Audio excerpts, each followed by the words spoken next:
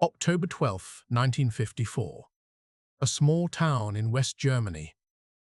Herr Karl Brenner sat alone at his kitchen table above the bakery, hands trembling as he wrote words that would have destroyed the life he had built if they were ever discovered.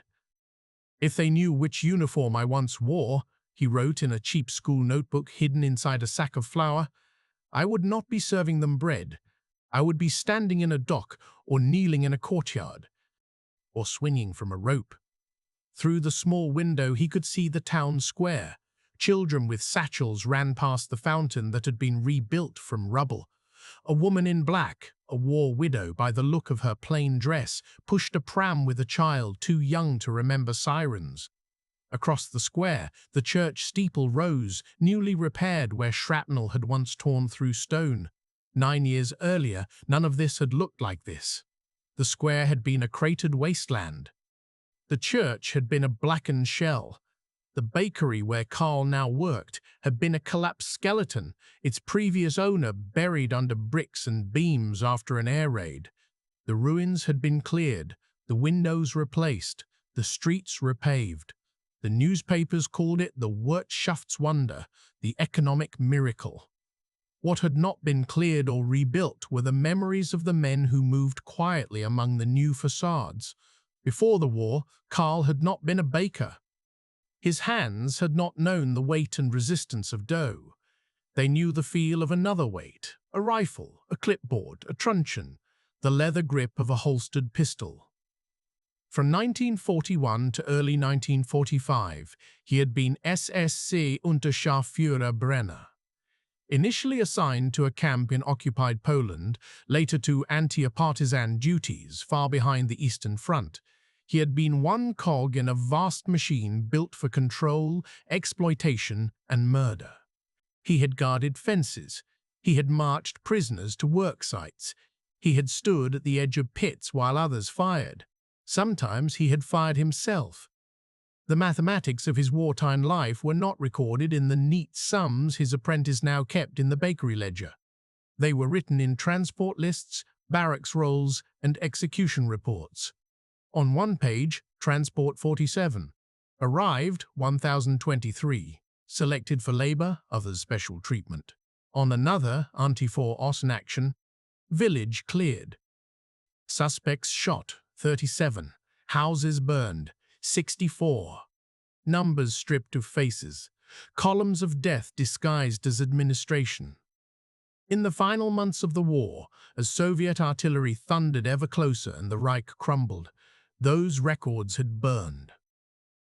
Karl had fed list after list into a pot-bellied stove in an office barracks, the papers curling and blackening while outside, trucks loaded what could not be destroyed into crates or onto evacuating trains. "You will be infantry now," his superior had told him at the start of 1945, tossing a steel helmet onto his desk. "The Russians do not care about your old insignia, nor will the Americans. If you want to live, you will look like everyone else." The implication was clear. The black SS tunic with its death's head cap had become a sentence, not a badge. He threw it into a ditch and put on a dirty field-grey coat taken from a dead infantryman. He was captured wearing that coat in April 1945 by American soldiers near the Elbe. To them, he was one more exhausted German corporal among thousands, not a camp guard or security NCO. His tattoos were minimal. His papers, those he had not burned, said nothing useful. The collapse of German confidence had begun long before Karl became a baker. It began when the men who thought themselves masters of Europe were made to sit on wooden benches in POW camps and watch films shot in places they claimed not to know existed. June 1945. A prisoner of war camp in the American zone.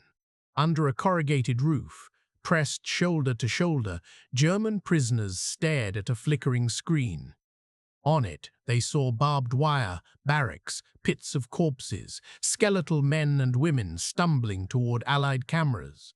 They saw SS uniforms, familiar cut and insignia, moving across the frame. They saw bulldozers pushing bodies into trenches like garbage. At first, Jeers. "Propaganda!" someone shouted. "Tricks!" Then silence. No one spoke when the camp names appeared as captions. Buchenwald, Dachau, Bergen-Belsen. Some of the men watching had heard those names. A few, like Karl, had served in other places that looked disturbingly similar. An American officer stood in front of the screen afterward, speaking through an interpreter. "The world will see this," he said. "The world will remember. There will be trials. Responsible individuals will be punished." The phrase, "responsible individuals," hung in the damp air. In the days and weeks that followed, Allied investigators arrived. They began with the obvious, high-ranking officers, known camp commandants, well-documented perpetrators. But the machine they were trying to dismantle had been vast. There were more uniformed men than there would ever be time or political will to punish. Questionnaires were issued: name, rank, unit, party membership, role. Karl understood immediately that his survival depended not on courage or excuses, but on paperwork, what could be proven and what could not. He was not famous.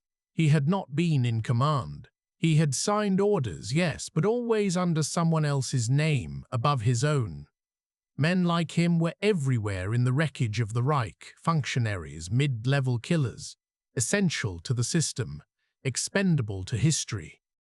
In late 1946, with camps overflowing and the need to rebuild Europe growing more urgent, the Americans began to release millions of POWs. Karl was among them. He emerged with a false simplicity written on a grubby release slip: former rank Unteroffizier, front east, no specific charges. The America that released him had already begun to see West Germany not only as a defeated enemy, but as a potential bulwark against the Soviet Union. Reconstruction, not retribution, was becoming the priority. Post-war Germany itself was a battlefield of scarcity and dislocation. Railway stations were crowded with refugees, German expellees from the east, returning forced laborers from factories in the Reich, survivors of camps, soldiers trickling back from POW cages. Karl did not go home. His childhood town lay in what was now the Soviet occupation zone. Even if he had risked traveling there, too many people would have recognized him. Eager early party member, proud SS man marching in black uniform at local rallies, the son of a modest shopkeeper who had enjoyed the new prestige power gave him. In the West, chaos offered him anonymity. He chose a small town where he had no relatives, only a vague connection through a fellow prisoner who had mentioned that his uncle's bakery had been destroyed, his family killed. There would be a vacancy. There would be hunger. There would be work.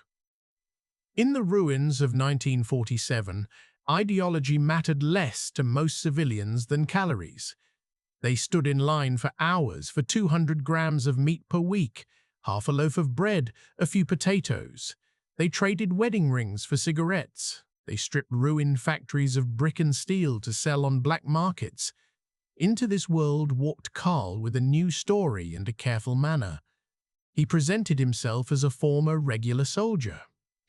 Eastern Front, unit destroyed, captured in 1944, no party office, no special role. A simple lancer like millions. It was not the whole truth. It was enough.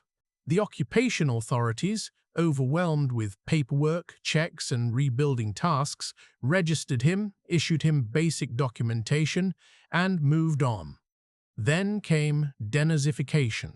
In theory, it was to be a thorough purge of Nazi influence. In practice, it was an improvised process varying wildly between American, British, French, and Soviet zones. In the West, millions of denazification questionnaires were handed out. They asked about party membership, SS roles, positions held. The categories of guilt were defined: Hauptschuldiger, major offender; Belasteter offender, minder Belasteter; lesser offender, Mitläufer follower; Entlasteter, exonerated. Exonerated, Karl stared at his form when it arrived. "Were you a member of the SS? Were you a member of any organization involved in persecution? Did you participate in or witness atrocities?" He had three choices: answer truthfully and guarantee ruin, possibly prison or worse. Lie clumsily and risk exposure if any document survived or any witness spoke. Lie carefully, close to the truth, but never touching its center. He chose the third. Yes, he admitted, he had been a party member. So had nearly everyone who wanted a career. No, he wrote, he had not held rank in the SS. He had been transferred briefly to a rear area security unit, he claimed, but only as a regular soldier. He had seen hard things, as all did, but had never committed crimes personally. In hearings, Allied and later German panels sat in judgment. But the weight of numbers crushed any hope of exhaustive investigation. Judges glanced at forms for minutes, not hours. Witnesses were few. War crimes units focused on big cases. In 1948, Karl received his classification, Mitläufer, follower. Not innocent, not deeply guilty. One of the anonymous millions who had gone along. He was fined a symbolic amount he could not pay at once, then allowed to settle it via work. His political rights were restored in time. The certificate that said he was only a follower went into a drawer. The notebook in which he wrote went into the flour sack. By the early 1950s, the focus of West German life had shifted. The Berlin airlift had come and gone. The Federal Republic had been founded in 1949. The new Basic Law spoke of human dignity as inviolable, a bitter irony to men like Karl who knew how easily it had been violated under the previous regime with their help. Yet around him, daily life insisted on normalcy. People wanted bread, not philosophy. They wanted shoes for their children, not debates about guilt. They wanted hope after a decade of fear. In 1954, the town square where Karl's bakery stood was nearly whole. New buildings filled gaps where bombs had carved holes. A department store rose where once a party office had been. The swastika that had hung from the town hall balcony had long been torn down. Now election posters for Democratic parties fluttered instead. Karl's bakery became a small anchor of this new world. He rose at 4, lit the ovens, and began mixing dough, measuring flour with a precision he had once applied to ammunition counts and prisoner tallies. 3 kilograms of flour, 2 liters of water, 20 grams of yeast, 30 loaves. The mathematics of his present could not cancel the mathematics of his past, but it gave his hands something else to do. His customers saw only the baker, the young school teacher who had been a child in 1945, the mechanic missing 2 fingers from artillery shrapnel, the widow whose husband had vanished into a Soviet camp, the refugee family from Silesia pushing their last ration coupons across the counter. One woman, perhaps 50, came twice a week. She always wore long sleeves, but in summer the cuff rode up as she reached for her purse.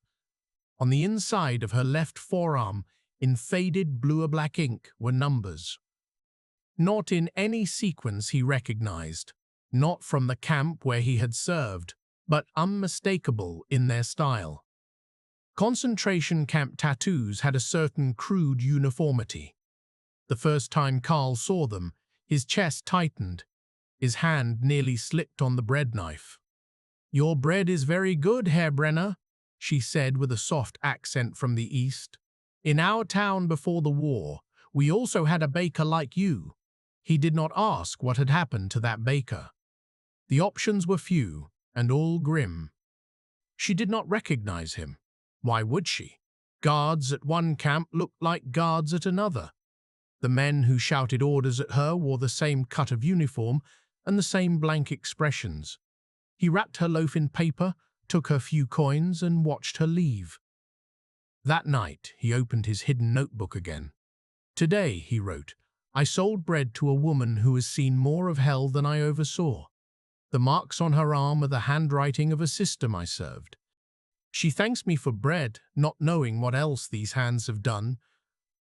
Outside, West Germany was rapidly integrating into the Western Alliance. In 1955, it would join NATO. Rearmament was being debated. Younger men were recruiting for a new army, the Bundeswehr this time, a citizen in uniform concept, bound to democracy. In this new army, former Wehrmacht officers found positions. Some former SS men, too, slipped through screening. The logic was cold, experience was needed, the Soviet threat was pressing, and the past, many argued, must not be allowed to paralyze the present.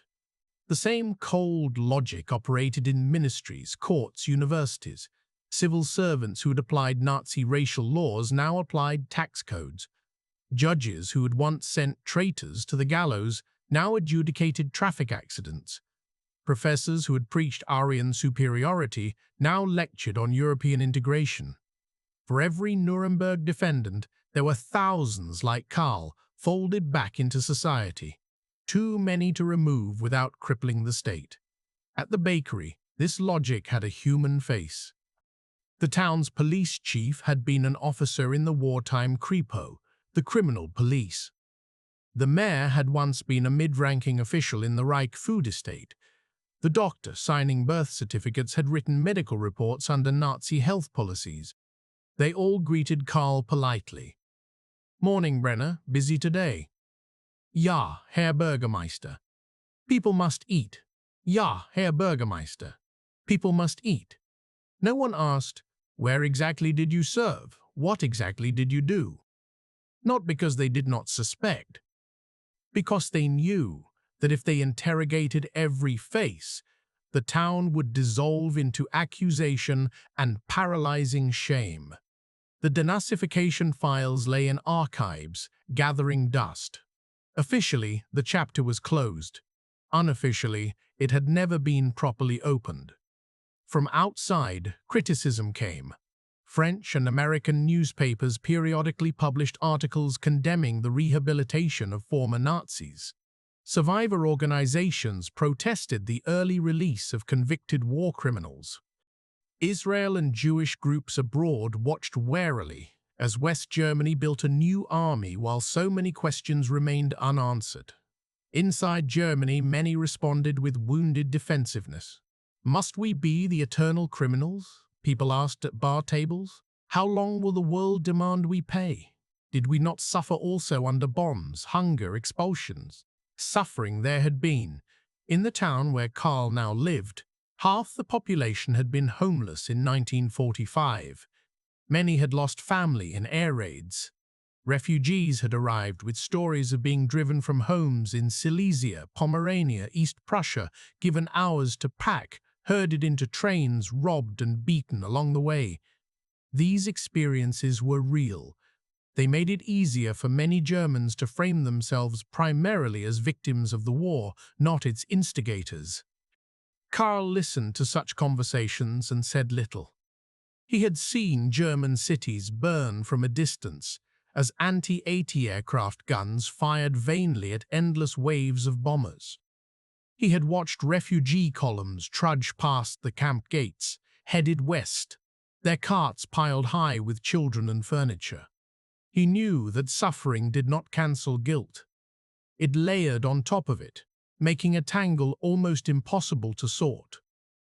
In church on Sundays, the pastor had to walk an invisible line. If he spoke too strongly about sin and responsibility, older men shifted in their pews, faces hardening. If he spoke only of forgiveness and new beginnings, younger parishioners, including some who had been children in the camps, stared at the floor, their jaws tight.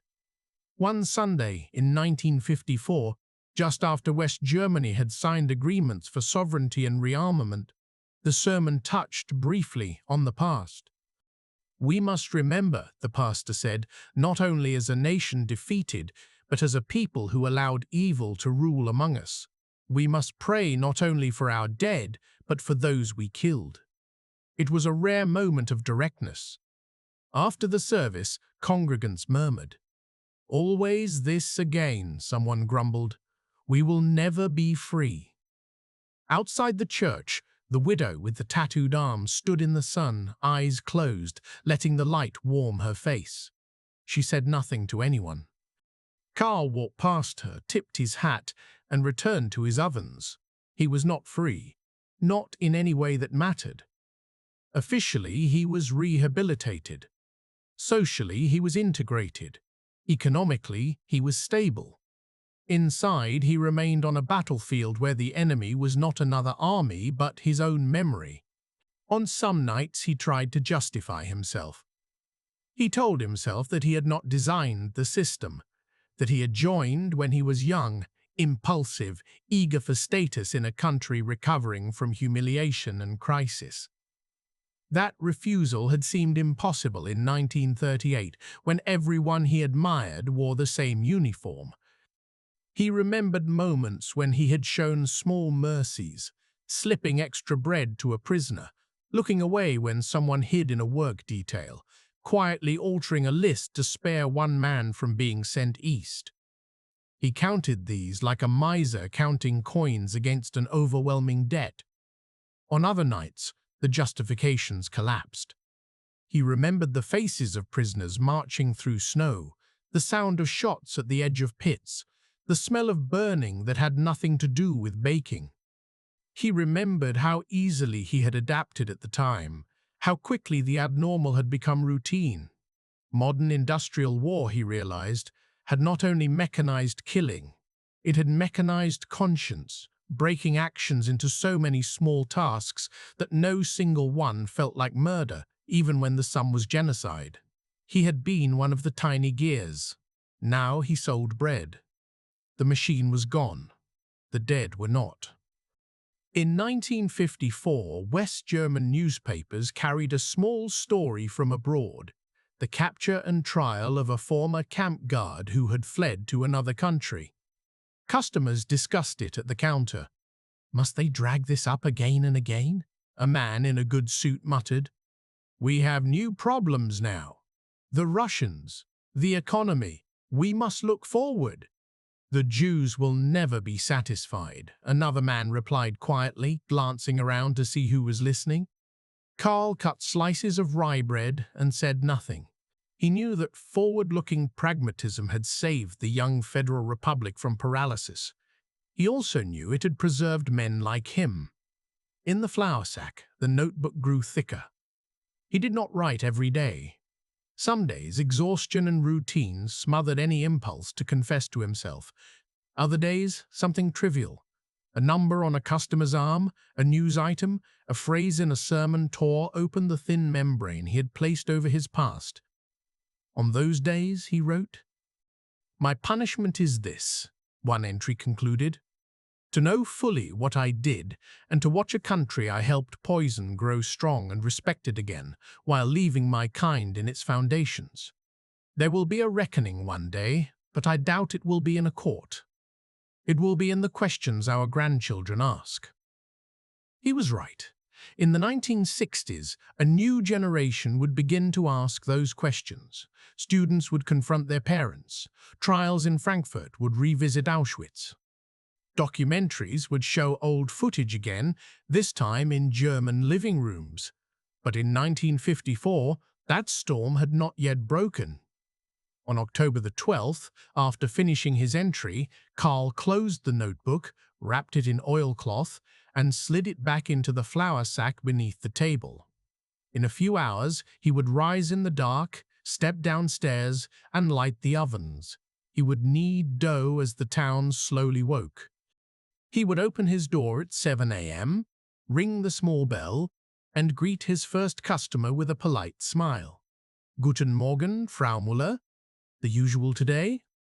She would nod, hand him her coins, and tell him about her son's new job in the city. And he, the former SS guard who now passed as an ordinary baker, would weigh out her bread with the same steady hands that had once counted prisoners at a gate. The world outside might call this justice, compromise, necessity, or failure. For him, it was simply life. A life built on flour and fire, standing quietly atop a past that could never be fully burned away.